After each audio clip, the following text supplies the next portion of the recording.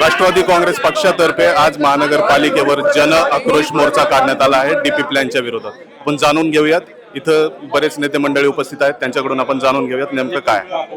तुम्ही राष्ट्रवादीचे शहर अध्यक्ष आहात, कशासाठी हा मोर्चा काढण्यात आला नेमका? खूप चुकीच्या पद्धतीने हा जो डेव्हलपमेंट तयार झालेला आहे त्याचा निषेध म्हणून त्याच्यावर कारण केवळ हरकत घेऊन काय होणार नाहीये. एक 4-5-6 त्रुट्या असतात तर त्या काय प्रमाणात त्रुट्या असतात तर दुरुस्त करता आल्या असतात, परंतु इतक्या प्रचंड स्वरूपामध्ये चुका आहेत की त्या दुरुस्त करणं अशक्य आहे आणि खूप अन्याय हा गोरगरिबांवर होतोय. आज सिंधी कॅम्प मधले आपण पाहतात की सर्व व्यापारी जे आलेले आहेत इथे, आज सगळे व्यापारी बेघर होणार आहे. वास्तविक पाहता आपण जर पाहिलं असेल तर विभागणीच्या टायमाला म्हणजे पार्टिशन मध्ये सिंध मधनं आणि तिथनं जी लोक निर्वाचित आली होती जे बेघर होती त्यांना शासनानेच बसवलं, शासनाने त्यांना जागा दिली, त्यांना व्यापार करायला संधी दिली. आज ती कुठेतरी एवढ्या वर्षामध्ये कष्ट करून आपल्या पायावर उभे राहत आहेत. तर त्यांच्या इथे आज 20 मीटरचे 18 मीटरचे अशा पद्धतीचे रस्ते टाकून त्यांना उद्ध्वस्त करण्याचं काम हे डेव्हलपमेंट प्लॅन करत आहे. दुसरं म्हणजे रेड झोन मध्ये जिथं निर्बंध आहेत त्या ठिकाणी आरक्षण टाकण्यात आलेले आहेत.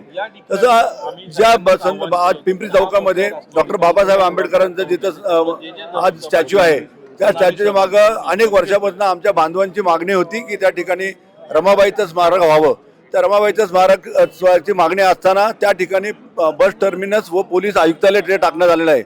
आज ऐतिहासिक नगरीमध्ये ऐतिहासिक चिंचवड गावामध्ये ज्या ठिकाणी मोरे गोस्वामीचं स्थान आहे, ज्या ठिकाणी चाफेकर बंधूंचं बलिदान आज सर्वंत देशाला माहिती आहे, त्या ठिकाणी चाफेकरचं स्मारक जे आता केलं तिथं देवेंद्र फडणवीस साहेब आले होते, अजितदादा आले होते, सर्व म्हणजे मुख्यमंत्री उपमुख्यमंत्री खासदार श्रीरंगप्पा बारणे सर्व आमदार होते तिथे.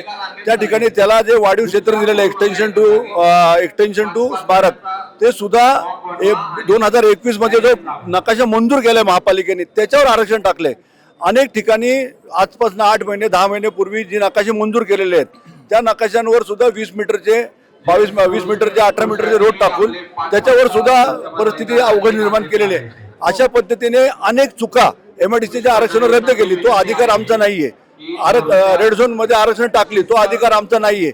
अशा पद्धतीने आणि राटणी त्यानंतर रावेत अशा ठिकाणी थेरगाव अशा ठिकाणी प्रचंड म्हणजे हजारो नागरिक बेघर होणार आहेत. अशा पद्धतीचे रस्ते तिथं रस्ते हवेत, रस्ते प्रशस्त असले पाहिजे, ट्रॅफिकचं कंजक्शन हे मान्य आहे, परंतु ज्या ठिकाणी शक्य आहे त्या ठिकाणी केलं पाहिजे किंवा तिथं फ्लायओव्हरचं नियोजन केलं पाहिजे जेणेकरून आमचा गोरगरीब हा उद्ध्वस्त होणार नाही ह्याची काळजी घ्यायला पाहिजे.